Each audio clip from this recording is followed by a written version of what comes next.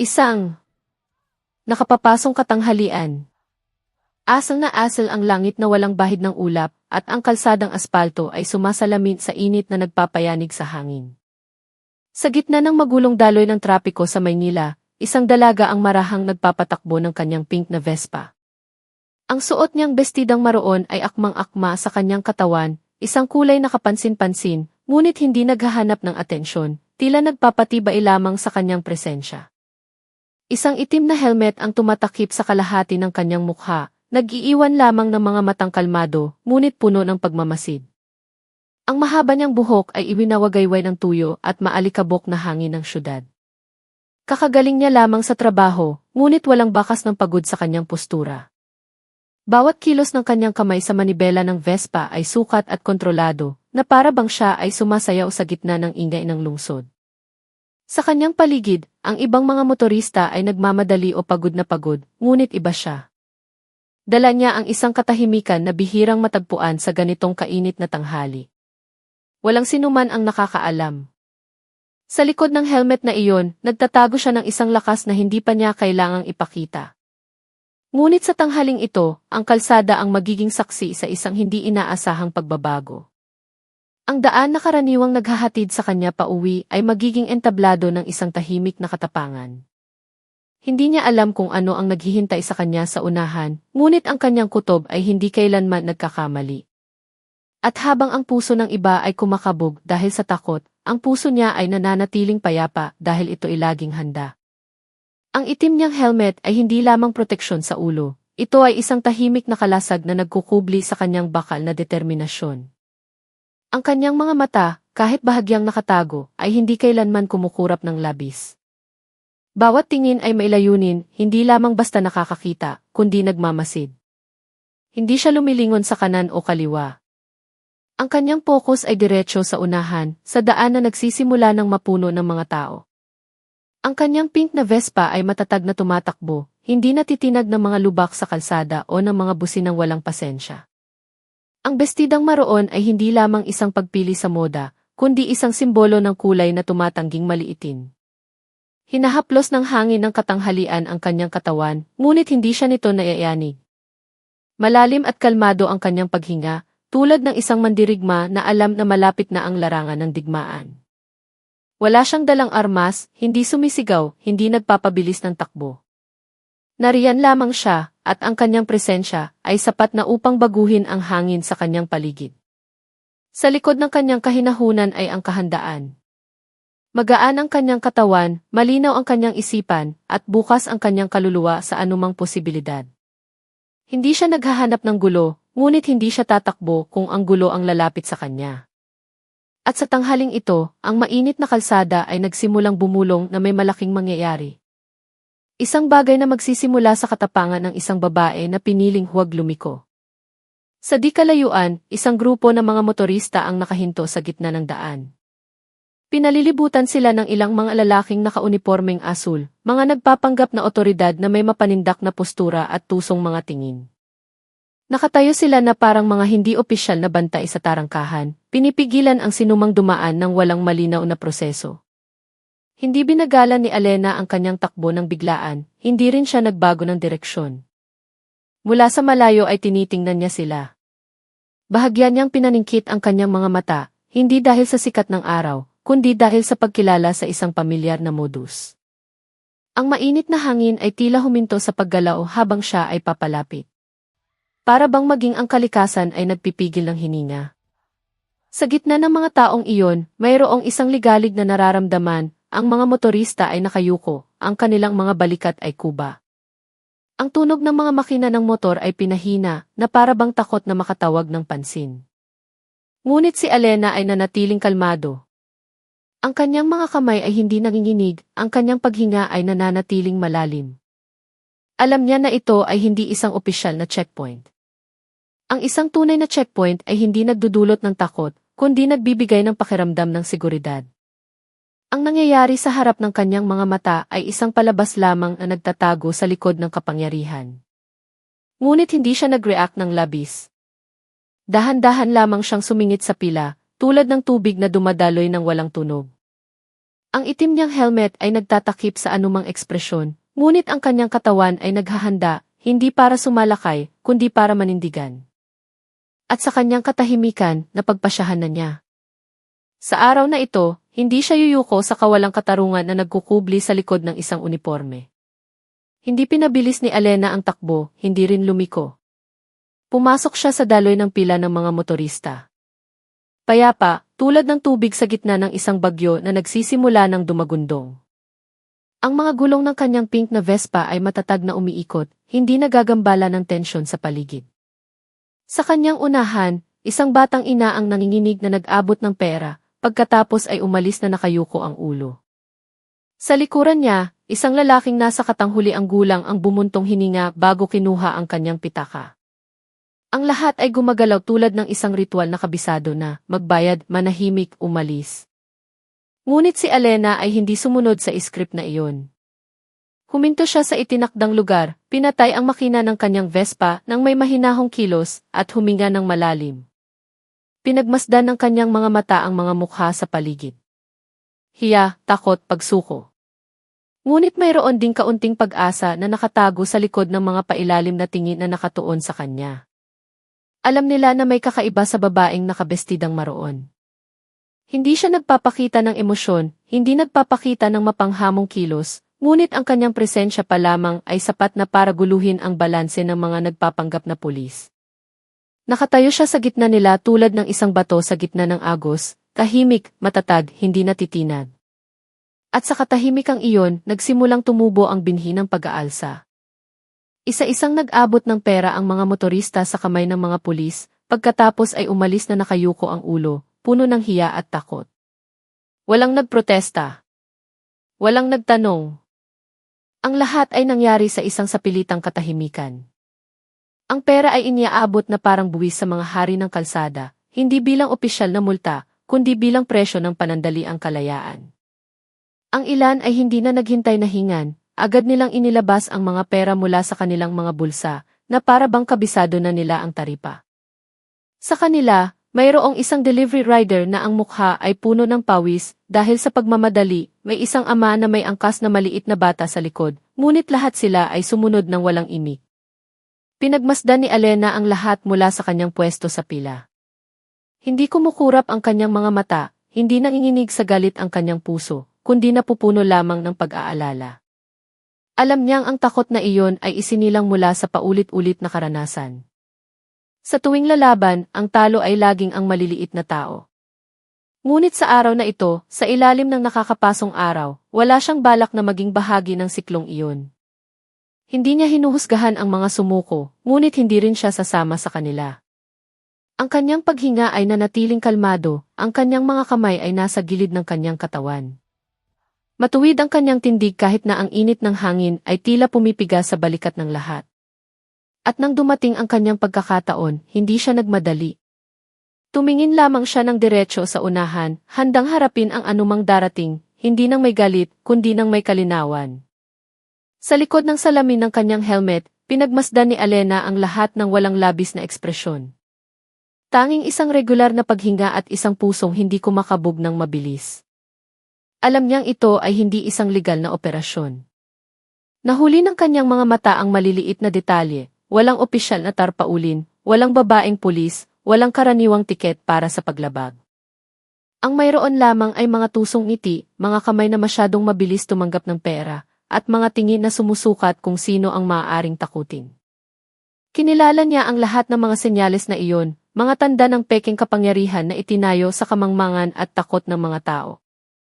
Gayunpaman, wala siyang ipinakita. Walang mapanghamong kilos, walang galit na pagsinghal. Nakatayo lamang siya ng mahinahon na para bang naghihintay na umikot ang mundo hanggang sa hindi na maitago ang katotohanan. Sa loob niya, mayroong isang paniniwala na mas malakas kaysa sa sikat ng araw, na ang katarungan ay hindi kailangang sumigaw para maramdaman.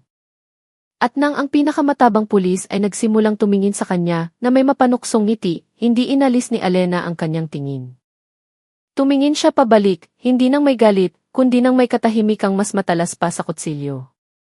Dahil alam niya, sa isang kontroladong katahimikan, minsan ay nakatago ang isang lakas na hindi matatalo ng anumang pananakot. Ang pinakamatabang pulis, na may makapal na bigote, ay tinitigan siya mula sa malayo. Isang mapanuksong ngiti ang namuo sa kanyang mukha na mamantika dahil sa pawis. Pinaningkit niya ang kanyang mga mata, na para bang sinusuri ang isang madaling biktima, isang magandang dalaga, nag-iisa, nakasuot ng kapansin-pansin, tiyak na matatakot kapag tinakot. Ngunit, si Alena ay hindi natinag.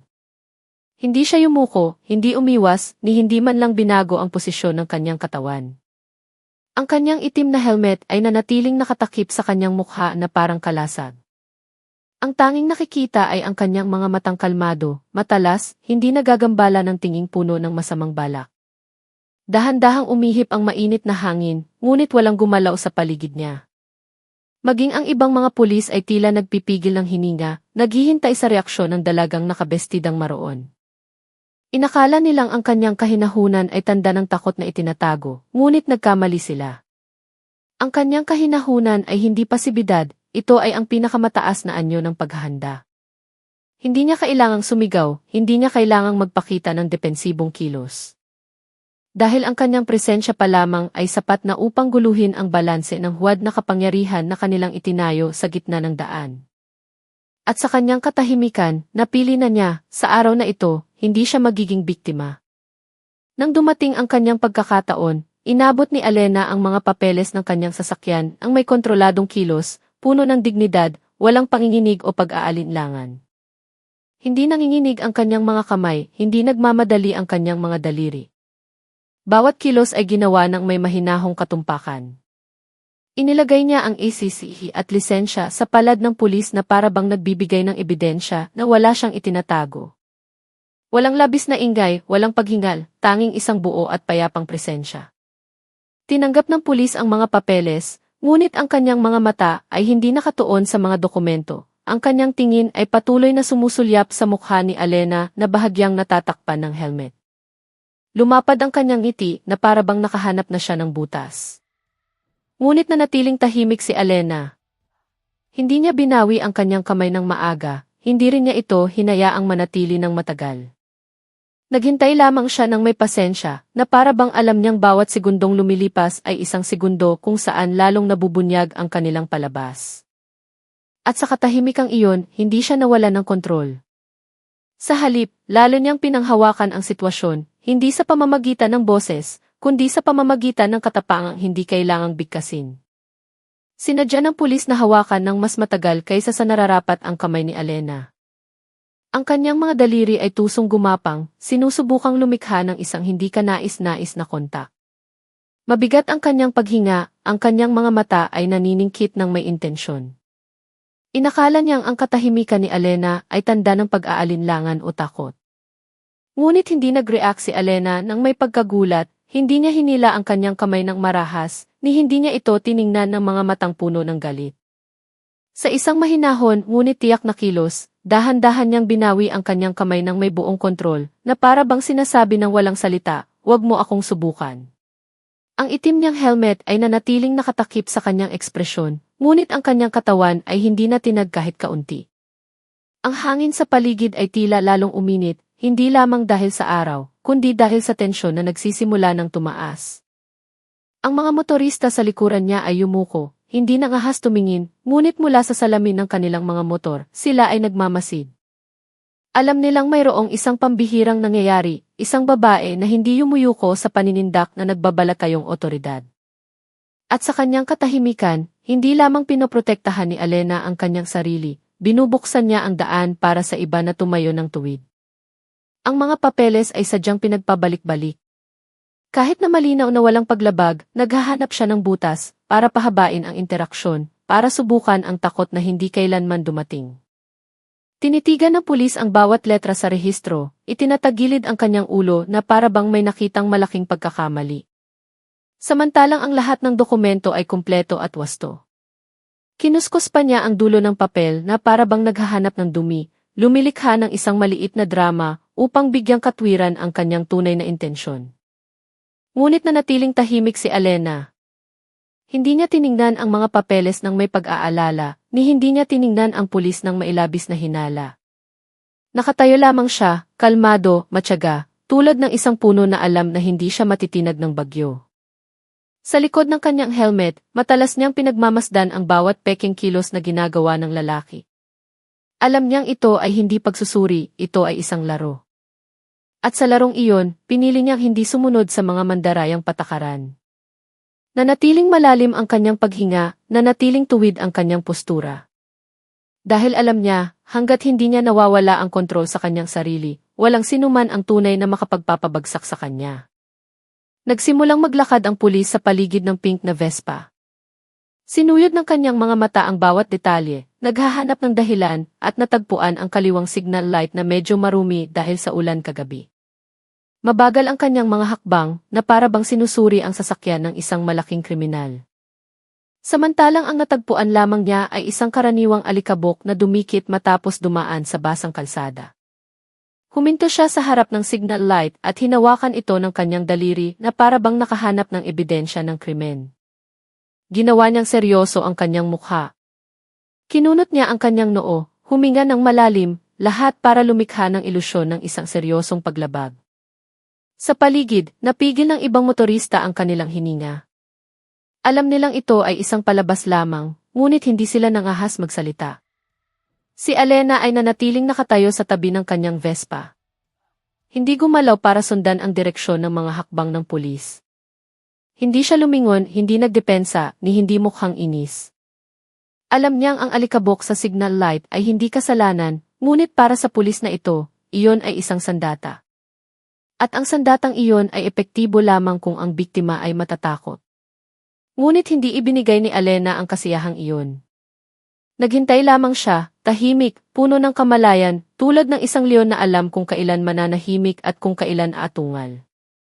Sa isang malakas at dramatikong boses, sa wakas ay inihayag niya ang mabigat na paglabag. Na para bang guguho ang mundo dahil sa alikabok sa signal light, isang klasikong estratehiya para manakot. Sinadya niyang lakasan ang kanyang boses para marinig ng lahat, na para bang gustong ipakita kung gaano siya kahigpit bilang isang tagapagpatupad ng batas. Delikado to. Hindi makikita ng ibang motorista ang signal mo, sigaw niya, itinuturo ang maliit na ilaw na parang itinuturo ang isang bombang sasabog. Nagkatinginan ang ilang motorista. Mayroong umiling ng dahan-dahan.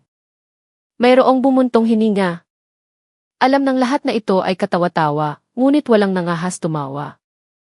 Ang mainit na hangin ay lalong naging siksik, hindi lamang dahil sa panahon, kundi dahil sa kawalang katarungan na ipinipilit ng may tiwala sa sarili.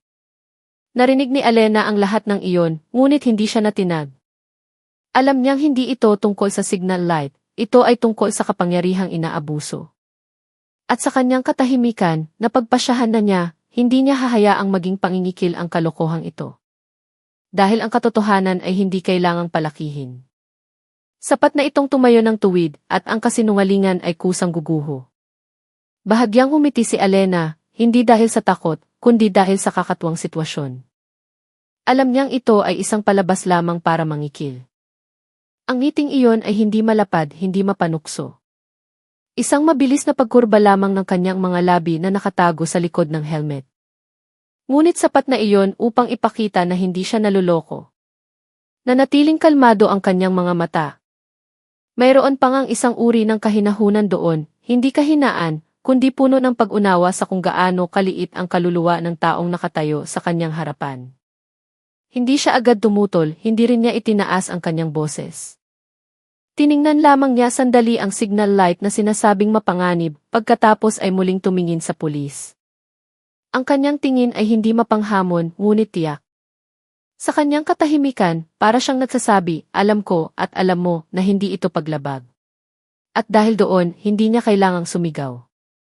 Dahil ang katotohanan ay hindi nangangailangan ng malakas na boses, sapat na itong naroroon at ang kasinungalingan ay kusang aatras. Ngunit sa araw na ito, ang kasinungalingan ay nagmamatigas pa, sinusubukang ipilit ang isang patakarang hindi kailanman umiral. Mula sa pila, isang matandang lalaki ang sumubok na magbigay babala sa pamamagitan ng senyas ng mata. Pagbigyan mo na lang, ineng. Ngunit si Alena ay tumango lamang ng bahagya, na natiling tuwid sa kanyang kinatatayuan. Tinitigan siya ng matanda na maihalong paghanga at pag-aalala.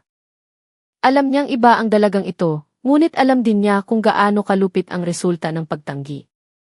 Sa paligid nila, pinili ng mga mamamayan na manahimik. Ang kanilang mga katawan ay nakayuko sa pagsuko na naging isang ugali na. Ngunit hindi yumuko si Alena. Hindi niya itinuring ang payo ng matanda bilang kahinaan, kundi bilang salamin ng realidad na matagal nang tinanggap ng walang tanong. At dahil doon, hindi siya maaaring sumunod.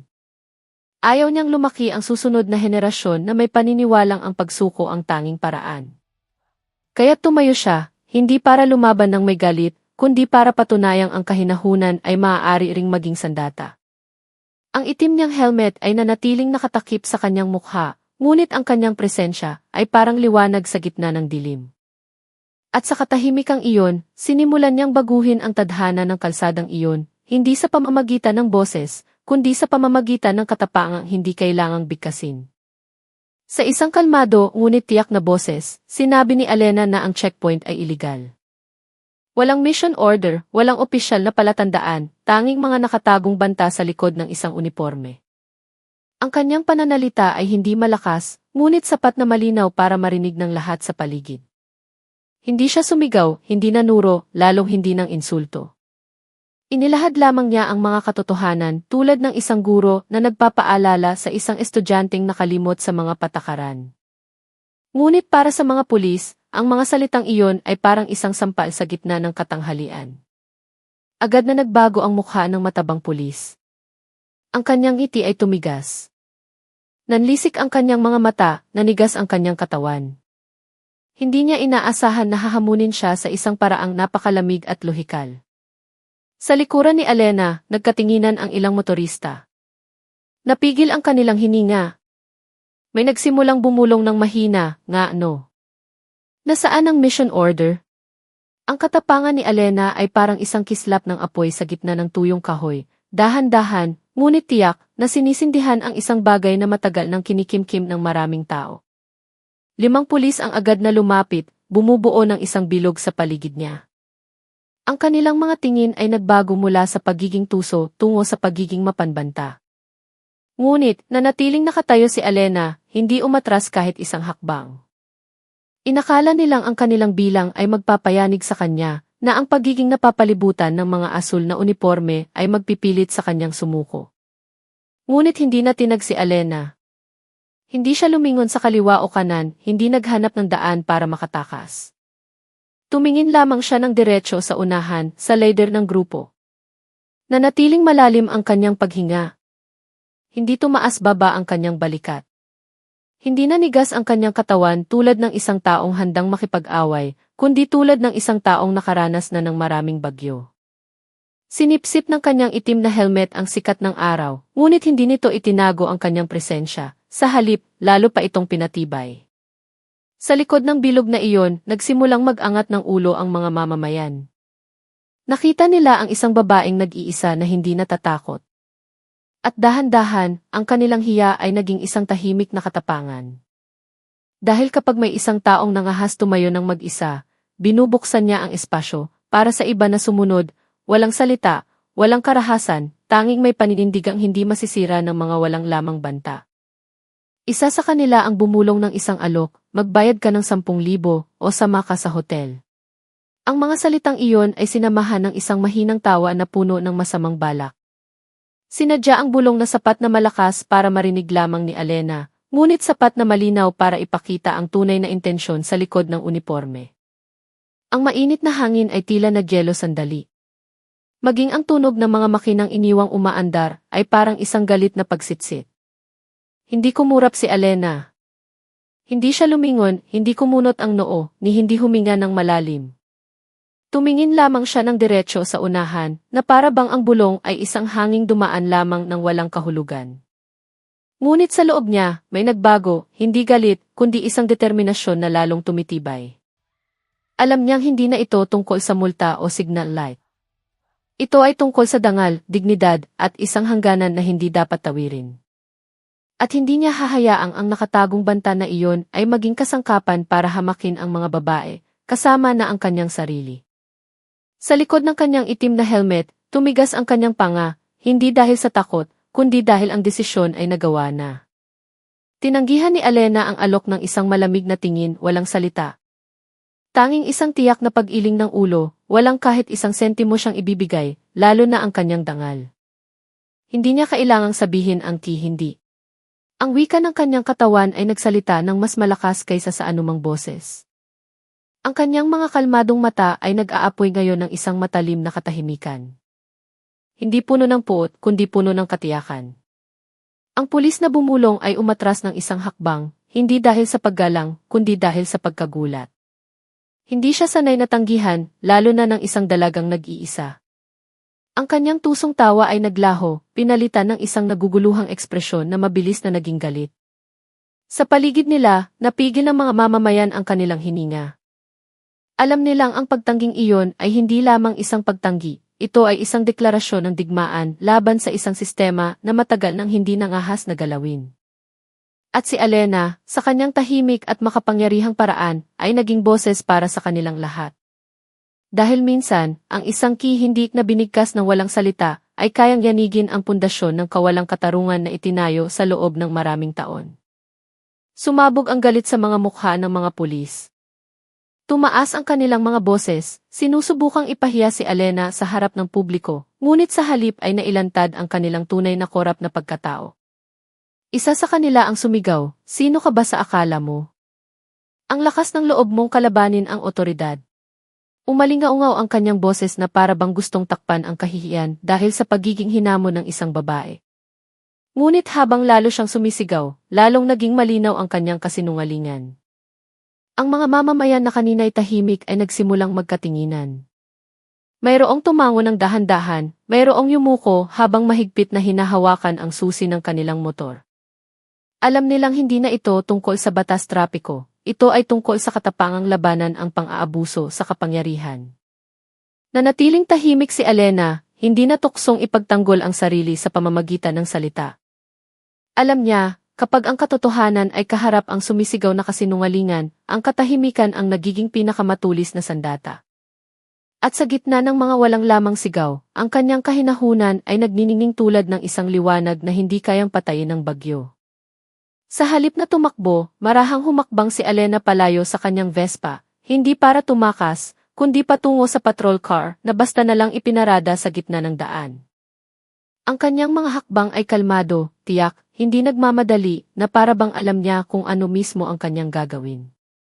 Tumawa ng mapanlibak ang mga pulis, iniisip na nagsisimula na siyang matakot at naghahanap ng proteksyon. Ngunit nagkamali sila. Hindi naghahanap ng proteksyon si Alena, pinipili niya ang larangan. Ang patrol car, na may kupas na opisyal na sticker at alikabok sa katawan nito, ay ang simbolo ng kapangyarihang inaabuso. At ngayon, naglalakad siya patungo sa simbolong iyon, hindi para magmakaawa, kundi para ipakita na ang peking kapangyarihan ay hindi karapat-dapat igalang. Natahimik ang mga mamamayan, naguguluhan. Ang ilan ay napasinghap, iniisip na atake siya o manununtok. Ngunit walang ginawa si Alena, kundi huminto sa tabi ng sasakyan, tinitigan ito sandali at marahang yumuko. At sa kilos na iyon, alam ng lahat na may pambihirang mangyayari. Natahimik ang mga mamamayan, naguguluhan, iniisip na susuko siya o magmamakaawa. Ngunit yumuko si Alena, at marahang hinawakan ng kanyang mga kamay ang katawan ng sasakyan.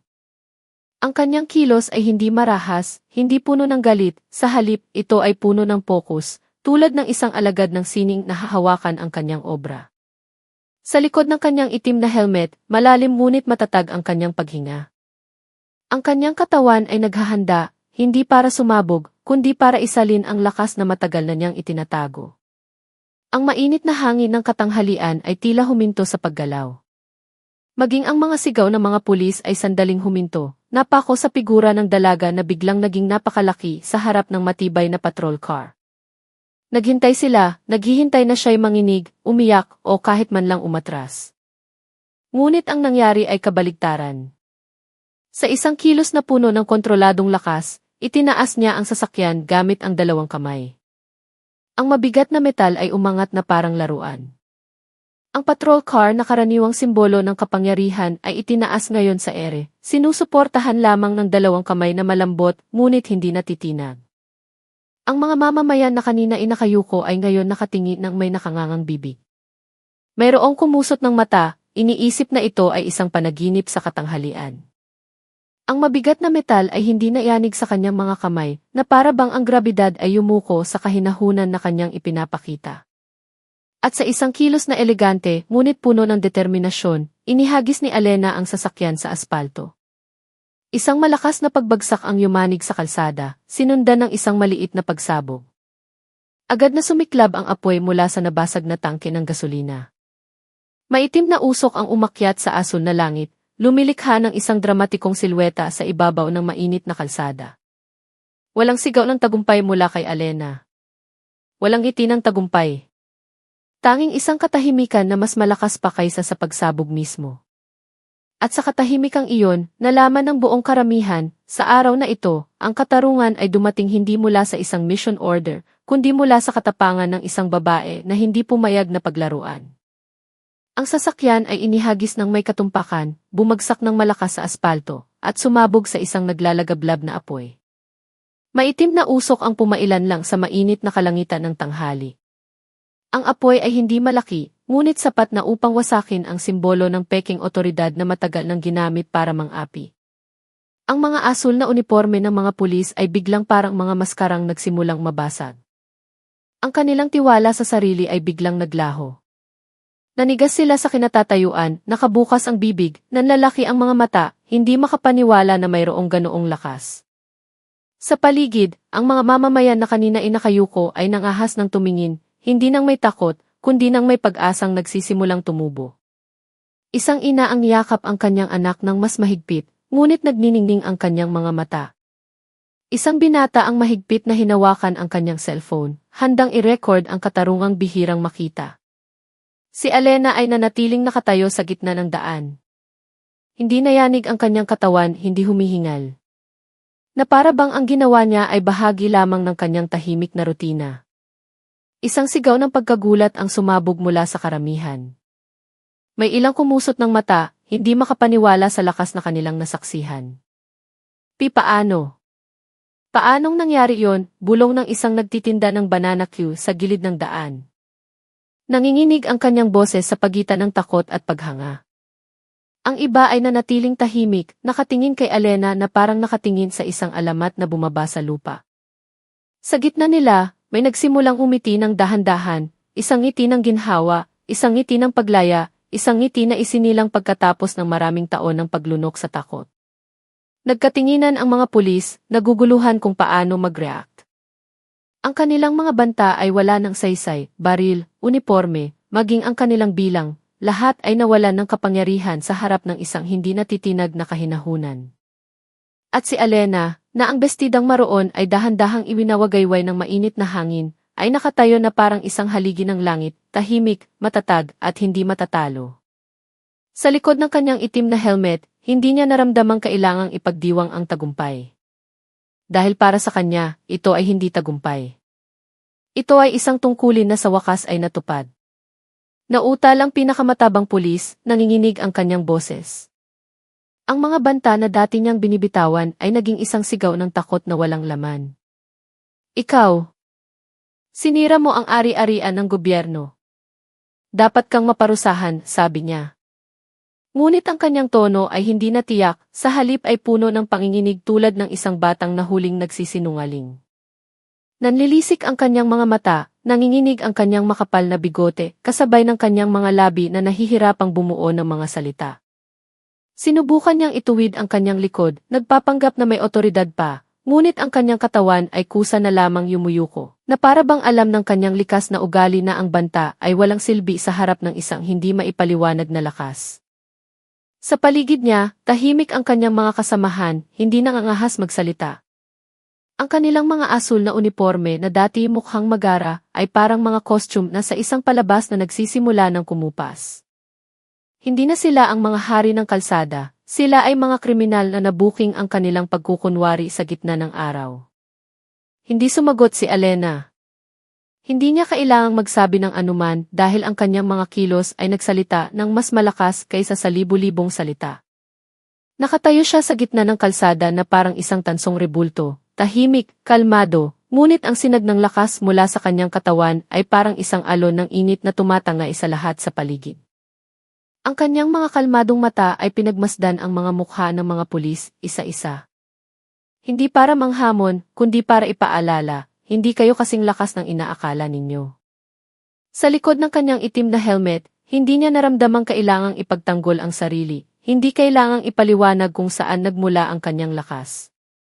Dahil ang tunay na katarungan ay hindi nangangailangan ng pahintulot para lumitaw, dumarating ito kapag kailangan at umaalis kapag tapos na ang tungkulin. Sa paligid niya, nagsimulang huminga ng maluwag ang mga mamamayan.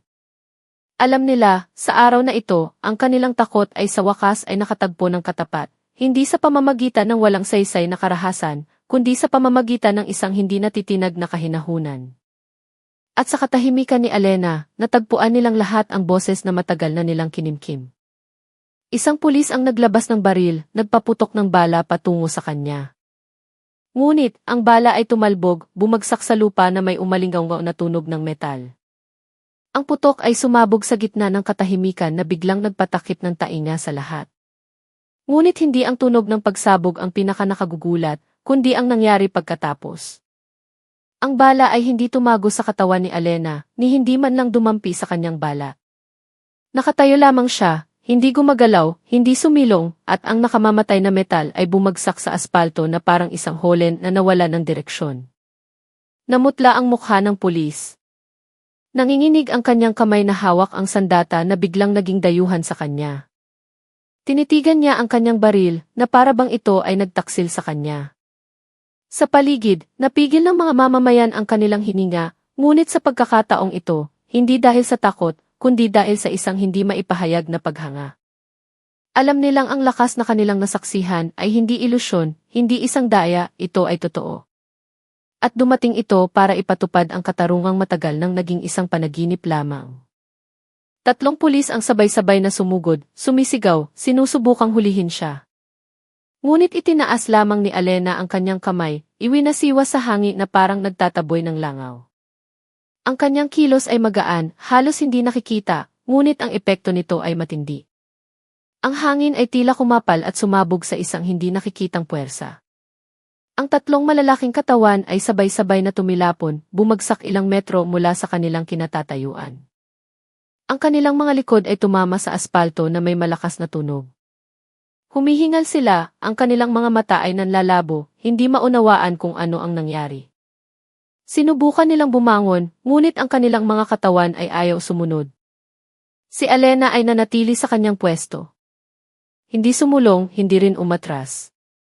Hindi niya ikinatuwa ang kanilang pagbagsak, ni hindi mukhang nasiyahan, kalmado lamang, na para bang katatapos lang niyang gawin ang isang simpleng gawaing bahay. At sa likod ng kahinahunan na iyon, nagsimulang maghiyawan ng mahina ang mga mamamayan. Hindi isang hiyaw ng tagumpay, kundi isang hiyaw ng ginhawa. Dahil sa wakas, may isang taong nangahas lumaban at nanalo. Ang 2 natitirang pulis ay sumugod na may mga ligaw na suntok. Ang kanilang mga kamao ay tumama sa katawan ni Alena, ngunit hindi siya natinag, ni hindi man lang umaray. Ang mga suntok ay malakas, ibinigay ng may galit at desperasyon. Ngunit sinipsip ito ng katawan ni Alena na parang isang batong tinatamaan ng alon, hindi nabibiyak, hindi naiyanig, hindi nag-iiwan ng bakas. Nanatiling kalmado ang kanyang mukha sa likod ng itim na helmet. Nanatiling malalim ang kanyang paghinga. Na para bang ang kanyang katawan ay hindi laman at buto, kundi isang kalooban na nagkatawang tao. Nagkatinginan ang mga sumusugod, naguguluhan. Inilabas na nila ang lahat ng kanilang lakas, ngunit ang kanilang kalaban ay hindi man lang kumurap. Sa paligid nila, napigil ng mga mamamayan ang kanilang hininga, ngunit sa pagkakataong ito, hindi dahil sa takot, kundi dahil sa pagsaksi sa isang bagay na lampas sa pangunawa. Isang babae na hindi masusugatan ng karahasan. Dahil dumating siya hindi para makipag-away, kundi para itigil ang kasamaan. Sa isang mabilis ngunit eleganteng kilos, gumanti si Alena, isang magaang sipa, isang sukat na suntok, lahat ng kilos ay puno ng kontrol, walang labis na galit.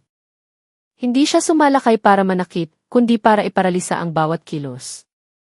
Tumpak, tulad ng isang mananayaw na alam kung saan eksaktong tatapak para mabasag ang sahig. Isa sa mga pulis ang bumagsak matapos ang isang magaang dampi sa kanyang leg. Biglang naipit ang kanyang hininga, hindi dahil sa karahasan, kundi dahil sa isang hindi nakikitang lakas. Ang isa naman ay natumba matapos hawakan ni Alena ang kanyang balikat. Hindi tinulak, kundi para bang hinila ang grabidad patungo sa kanyang sariling katawan. Pareho silang bumagsak walang malay. Maputla ang kanilang mga mukha, malambot ang kanilang mga katawan. Tumayo si Alena sa ibabaw nila, hindi inaapakan, kundi ang kanyang presensya ay sapat na para sila'y maging walang laban. At sa gitna ng mainit na kalsada na iyon, hindi na lamang siya isang dalagang pauwi mula sa trabaho. Siya ay isang tagapagtanggol ng katarungan na lumitaw mula sa katahimikan at nagparusa ng walang puot. Ang dalawang pulis ay nakahandusay walang malay. Samantala, ang mga mamamayan ay nagsimulang maghiyawan. Salamat sa Diyos, maririnig mula sa iba't ibang direksyon, puno ng ginhawa at pagpapasalamat. Ang hiyawan ay hindi sabay-sabay na sumabog, kundi dahan-dahang kumalat tulad ng maliliit na alon na sa huli ay lumalaki. Nagsimula ito sa isang lola sa gilid ng daan, sinundan ng isang binatang nagre-record gamit ang kanyang cellphone, at mga inang yumayakap sa kanilang mga anak habang umiiyak. Hindi lamang sila naghiyawan para sa tagumpay, kundi para sa katapangan na sa wakas ay nagbunga ng katarungan. Sa gitna ng karamihan, mayroong humingiti habang pinupunasan ang mga luha. Mayroong nagtaas ng kamay na parabang nagdarasal. Alam ng lahat, sa araw na ito, isang pambihirang bagay ang nangyari, nanalo ang katotohanan ng hindi kailangang magmakaawa ng pahintulot. Si Alena ay nanatiling tahimik sa gitna ng hiyawan. Hindi lumingon, hindi ngumiti. Alam niyang hindi pa tapos ang kanyang trabaho. Ang tagumpay na ito ay hindi sa kanya, kundi sa kanilang lahat na matagal nang nanahimik. Isang binata ang agad na tumawag sa opisyal na linya ng pulisya. Nanginginig ang kanyang boses sa pagitan ng takot at pag-asa. Sa wakas, dumating ang katarungan kahit sa isang hindi pangkaraniwang anyo.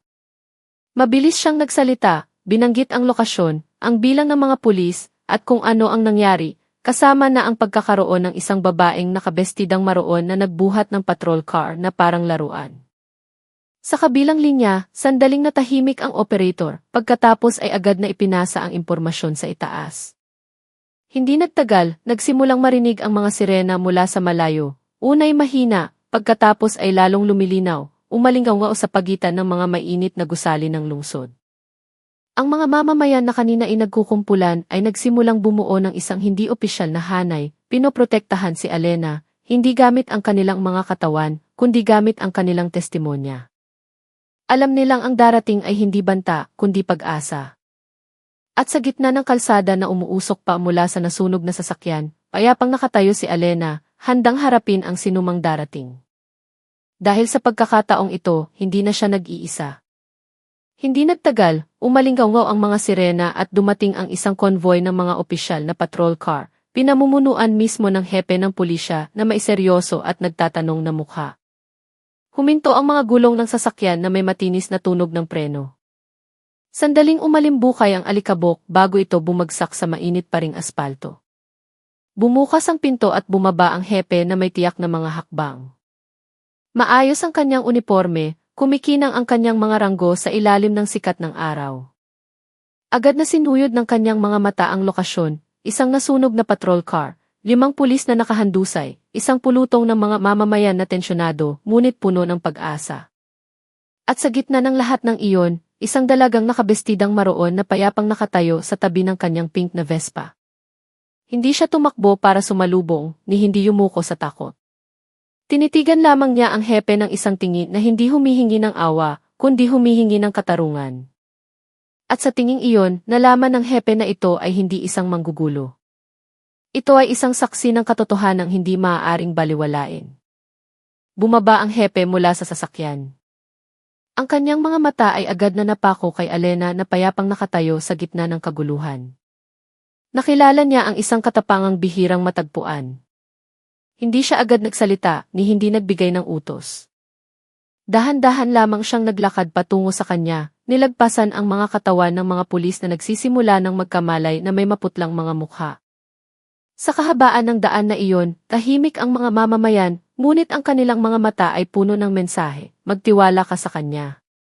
Huminto ang hepe sa mismong harap ni Alena, May sapat na distansya para makita ang kahinahunan sa kanyang mga mata, sapat na layo para bigyan ng espasyo ang kanyang dignidad. Hindi niya ito tiningnan bilang isang banta, kundi bilang isang salamin. Isang salamin ng kung ano ang dapat nakatawanin ng kanyang institusyon, katapangan, integridad at pagkiling sa mamamayan. At sa kanilang tahimik na pagtitinginan, may isang bagay na mas mahalaga kaysa sa mga salita ang nangyari. Ang tiwala ay nagsimulang bumalik, dahan-dahan, marupok, ngunit totoo. Ang 5 pulis ay agad na dinakip. Maputla ang kanilang mga mukha, nakayuko, nahihiya sa harap ng publiko na ngayon ay nangangahas ng tumingin pabalik. Ang kanilang mga kamay ay pinusasan, hindi ng magaspang na tali, kundi ng opisyal na posas, isang simbolo na ang batas ay sa wakas ay gumagana ng nararapat. Hindi sila lumaban, hindi sumigaw, ni hindi nangahas lumingon kay Alena. Ang asul na uniforme na dati nilang ginamit para manindak ay parang isang pabigat na nagpapabagal sa kanilang mga hakbang. Ang mga mamamayan na dati takot ay ngayon nakatayo ng tuwid. Mayroong bahagyang umingiti habang pinapanood ang mga pulis na dinadala sa mobile. Walang panunuya, walang sigaw ng paghihiganti, tanging isang katahimikan na puno ng ginhawa. Dahil ang tunay na katarungan ay hindi kailangang ipagdiwang ng may puot, sapat na itong ipatupad ng may katiyakan at tanggapin ng may pasasalamat. Si Alena ay dinala sa istasyon ng pulisya, hindi bilang isang suspect, kundi bilang pangunahing saksi. Sumama ang mga mamamayan, handang magbigay ng testimonya sa iligal na operasyon. Naglakad sila ng magkakasama, hindi dahil pinilit, kundi dahil gusto nilang tiyakin na maririnig ang kanilang mga boses. Isang ina ang dinala ang kanyang anak na umiyak nang makita ang baril na itinutok. Isang nagtitinda ng siomai ang dahan-dahang itinulak ang kanyang kariton, nagpupumilit na sumama para magbigay ng salaysay. Sa gitna nila, nanatiling kalmado si Alena. Hindi gusot ang kanyang bestidang maroon. Ang kanyang itim na helmet ay mahigpit pa ring hawak sa kanyang kamay. Hindi siya nagsalita ng marami, ngunit ang kanyang presensya ay nagbigay ng lakas ng loob sa iba na magsalita. Sa istasyon ng pulisya, ang interrogation room ay hindi naging nakakatakot. Dahil sa pagkakataong ito, ang nakaupo doon ay hindi isang takot na biktima, kundi isang saksing puno ng paninindigan. At sa unang pagkakataon sa mahabang panahon, ang istasyon ay naramdamang isang lugar kung saan ang katarungan ay tunay na nagsisimula, hindi pinipigilan. Sa opisina, sinuri ng hepe ang mga recording, mga ulat, at mga testimonya, lahat ay nagpapatibay na ang checkpoint ay talagang iligal at puno ng pangingikil. Nakaupo siya sa kanyang simpleng opisina. Ang liwanag ng hapon ay pumasok sa bintana, nagliliwanag sa kanyang mukha na ngayon ay wala ng pagdududa. Sunod-sunod ang dating na mga ulat mula sa mga mamamayan, lahat ay pare-pareho, lahat ay nagsasabi ng iisang bagay, walang mission order, walang tiket, tanging paghingi ng pera na may kasamang banta. Ang video mula sa cellphone ng isang binata ay malinaw na ipinakita kung paano hinawakan ng matabang pulis ang kamay ni Alena at bumulong ng isang nakakadiring alo. Sandaling ipinikit ng hepe ang kanyang mga mata, hindi dahil sa pagod, kundi dahil sa hiya. Hiya bilang isang lider na ngayon lang napagtanto kung gaano kalalim ang sugat na nilikha ng mga taong nasa ilalim ng kanyang pamumuno. Ngunit hindi siya tumanggi. Alam niyang ang pag-amin sa pagkakamali ay ang unang hakbang tungo sa pagbabago. At sa araw na ito, pinili niyang huwag protektahan ang mali. Pinili niya ang katotohanan. Sa paglilitis, isiniwalat ni Alena ang pinagmulan ng kanyang lakas, isang sinaunang kaalaman ng ilakas diwa, isang pamana mula sa kanyang lolo, isang kaalaman na nagpoprotekta sa katotohanan at nagbabantay sa katarungan. Tumayo siya sa harap ng hukom ng may kahinahunan, ang kanyang boses ay mahina ngunit tiyak, walang dramatikong pagpapalabis. Hindi siya humingi ng paghanga, ni hindi humingi ng espesyal na pagtrato. Ipinaliwanag lamang niya na ang lakas na iyon ay hindi para ipagyabang, kundi para protektahan ang mga walang kalaban-laban. Nakinig ng mabuti ang hukom, hindi pumutol, hindi minaliit. Sa korte na karaniwang puno ng mahigpit na formalidad, mayroong isang kakaibang katahimikan. Isang katahimikang isinilang mula sa paggalang. Nagkatinginan ang mga mamamayan na dumalo bilang mga saksi. Mayroong tumango ng dahan-dahan na parabang nagsasabi, kaya pala. Walang nagduda sa kanyang sinabi dahil ang kanyang mga kilos ay sapat ng patunay sa kanyang intensyon. At sa araw na iyon, hindi lamang pinarusahan ng korte ang maisala, kinilala rin ito na ang katarungan ay maaaring magmula sa mga hindi inaasahang lugar, basta't ang puso ay tapat. Natahimik ang hukom matapos marinig ang paliwanag na iyon, hindi dahil sa hindi paniniwala, kundi dahil sa pagkaunawa kung gaano kalalim ang takot ng lipunan sa mga korap na otoridad. Matagal niyang tinitigan si Elena, pagkatapos ay dahan-dahang yumuko, na para bang nagmumuni-muni kung paano ang sistemang dapat na nagpoprotekta ay madalas na nagiging sanhi ng banta. Sa korte na karaniwang puno ng mahigpit na formalidad, ang kapaligiran ay naging isang makahulugang katahimikan. Ang mga dumalo ay hindi bumubulong, hindi nababalisa. Naramdaman nila ang isang bagay na bihirang mangyari, ang katarungan ay hindi lamang binibigkas, kundi tunay na nararamdaman. At sa katahimikang iyon, ang desisyon ay isinilang, hindi dahil sa panggigipit, kundi dahil sa isang moral na kalinawan na hindi matututulan. Ang 5 pulis ay hinatulan ng 7 taong pagkakakulong, tinanggal sa serbisyo, at binura ang kanilang mga pangalan sa listahan ng karangalan ng institusyon ng pulisya. Ang hatol ay binasa ng may katiyakan, walang pag-aalinlangan na para bang ang langit ay sumang-ayon. Hindi sila tumutol, hindi nagmakaawa ng kapatawaran, yumuko lamang sa isang kahihiyang hindi maitatago. Sa labas ng korte, nagtipon ang mga mamamayan, hindi para magdiwang, kundi para magtinginan ng may mga matang mas maliwanag na ngayon. Isang lola ang mahinang nagsabi, sa wakas may nangahas. Tinitigan ng mga bata si Elena mula sa malayo, ang kanilang mga mata ay puno ng paghanga. Marahil balang araw, lalaki sila na may paniniwalang ang katotohanan ay karapat-dapat ipaglaban. Si Elena mismo ay hindi nagtagal. Sumakay siyang muli sa kanyang pink na Vespa, ang bestidang maroon ay dahan-dahang iwinagayway ng hangin ng dapit hapon. Hindi siya lumingon sa karamihan na mahinang naghihiyawan, ngunit sa kanyang puso, alam niyang sa araw na ito, hindi lamang niya ipinatupad ang batas, ibinalik niya ang pag-asa. Humanga ang hepe sa kahinahunan at integridad ni Elena at inanyayahan siyang sumali bilang isang espesyal na tagapayo.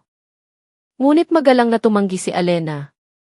Nakatayo siya sa bakuran ng istasyon ng pulisya na ngayon ay malinis na mula sa hinala. Ang araw ng hapon ay nagliliwanag sa kanyang payapang mukha. Hindi po ako bahagi ng sistema, sabi niya ng mahina. Ang kanyang boses ay hindi mataas, ngunit sapat na tiyak para marinig ng lahat ng naroroon. Dumarating lang po ako kapag kailangan ng tagapagtanggol ng katarungan, hindi bilang isang opisyal, kundi bilang isang karaniwang mamamayan na hindi pumapayag na makitang nagtatago ang kawalang katarungan sa likod ng isang uniforme. Hindi nagalit ang hepe, sa halip ay dahan-dahang tumango. Naunawaan niya. Alam niyang ang mga taong tulad ni Elena ay hindi matatali ng posisyon o sweldo. Gumagalaw sila dahil sa tawag ng puso, hindi sa utos na nakatataas. At dahil doon, ang kanyang presensya ay mas mahalaga pa kaysa sa 1,000 opisyal na magaling lamang magsalita.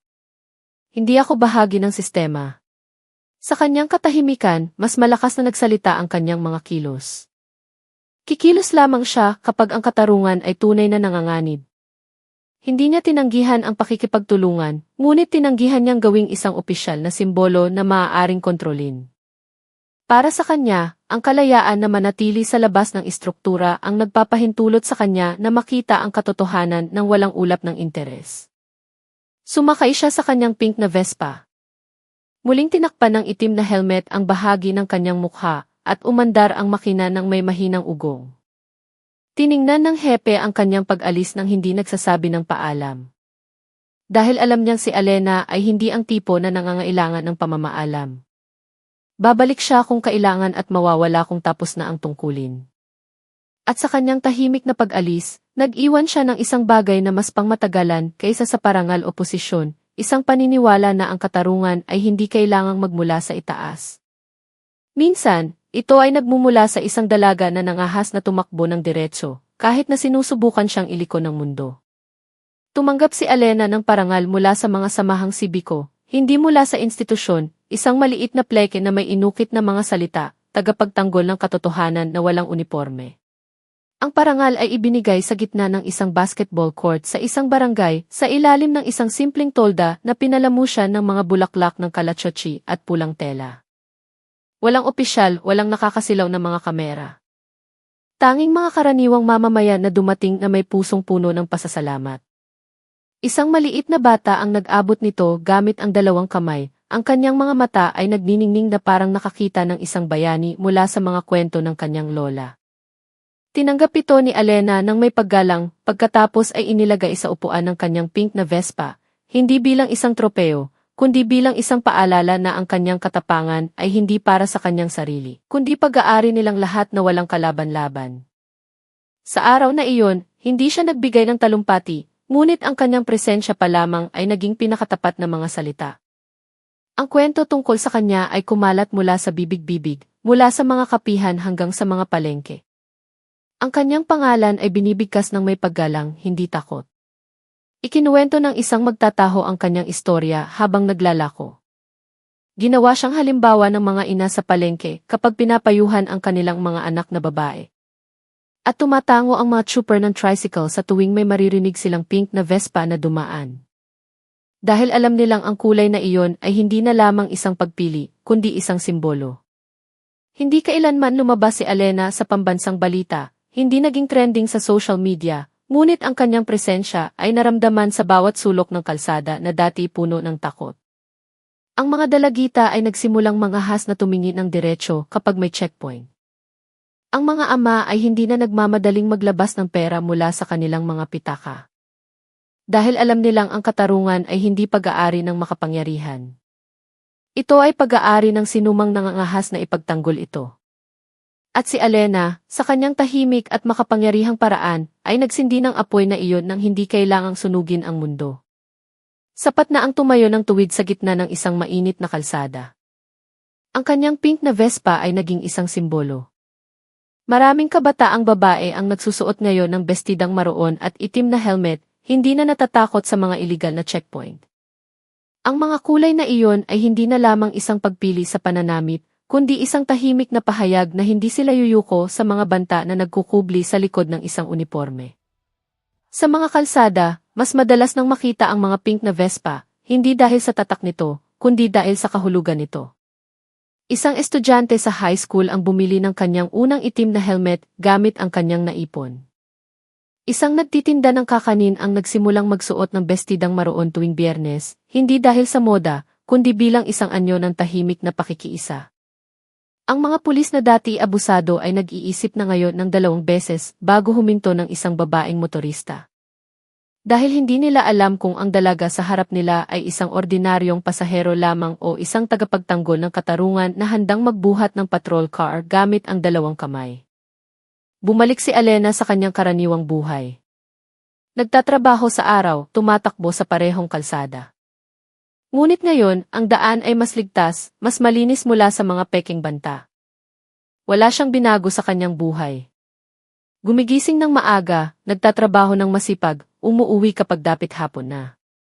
Ang kanyang pink na Vespa ay nakaparada pa rin sa simpleng bakuran. Ang bestidang maroon ay nakasabit ng maayos sa aparador. Ang itim na helmet ay nakapatong sa isang maliit na mesa. Ngunit ang mundo sa paligid niya ay nagbago. Ang ibang motorista ay hindi na yumuyuko kapag nakakakita ng uniforme. Ang mga nagtitinda sa bangketa ay hindi na nagmamadaling itago ang kanilang mga paninda kapag may dumaang patrol car. Ang kahinahunan ni Alena ay nakahawa, hindi sa anyo ng isang mahiwagang lakas, kundi sa anyo ng isang kolektibong paniniwala na may karapatan sila sa kaligtasan at hindi nila kailangang magbayad para dito. Hindi niya kailanman inangkin na siya ay isang bayani. Ngunit sa tuwing dumadaan ang kanyang pink na Vespa, lihim na napapangiti ang mga tao. Dahil alam nila, hanggat mayroong tulad ni Alena, ang kalsada ay hindi na isang larangan ng takot, kundi isang espasyo ng kalayaan na pinoprotektahan ng tahimik na katapangan. Sa dapit hapon, madalas siyang humihinto sa gilid ng daan, pinagmamasdan ang paglubog ng araw, hindi para magpahinga, kundi para alalahanin, ang katapangan ay hindi ang kawalan ng takot, kundi ang pagkontrol dito. Hinahaplos ng hangin ng takipsilim ang kanyang payapang mukha.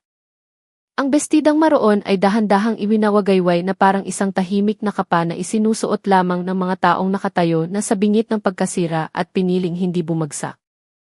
Hindi niya iniisip ang karangalan o papuri. Ang naaalala niya ay ang tingin ng matandang lalaki na bumulong ng ipagbigyan mo na lang. Ang tingin ng inang yumakap sa kanyang anak ng mahigpit.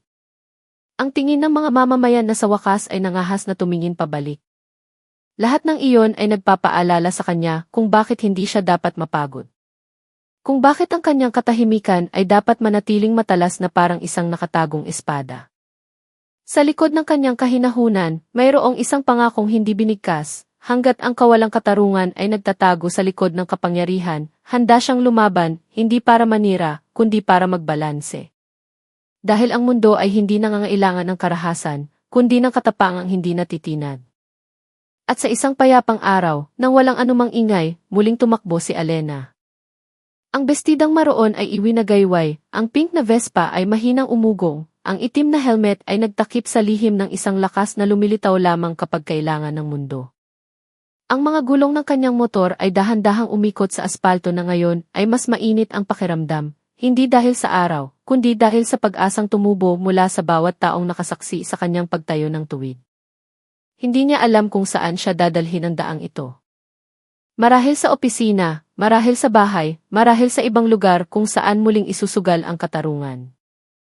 Ngunit isang bagay ang tiyak, hindi siya hihinto. Dahil alam niya, hanggat mayroong natatakot, hanggat mayroong nananahimik dahil napipilitan, hindi pa tapos ang kanyang tungkulin.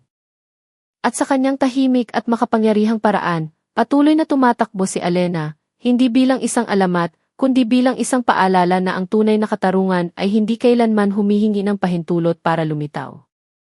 Kailangan lamang nito ng isang taong mangangahas na maging pinto nito. Ang kwento ni Alena ay nagpapaalala sa atin na ang katarungan ay hindi pag-aari ng mga nasa kapangyarihan, kundi pag-aari ng sinumang nangangahas na ipagtanggol ito ng may kahinahunan, integridad, at isang katapangang hindi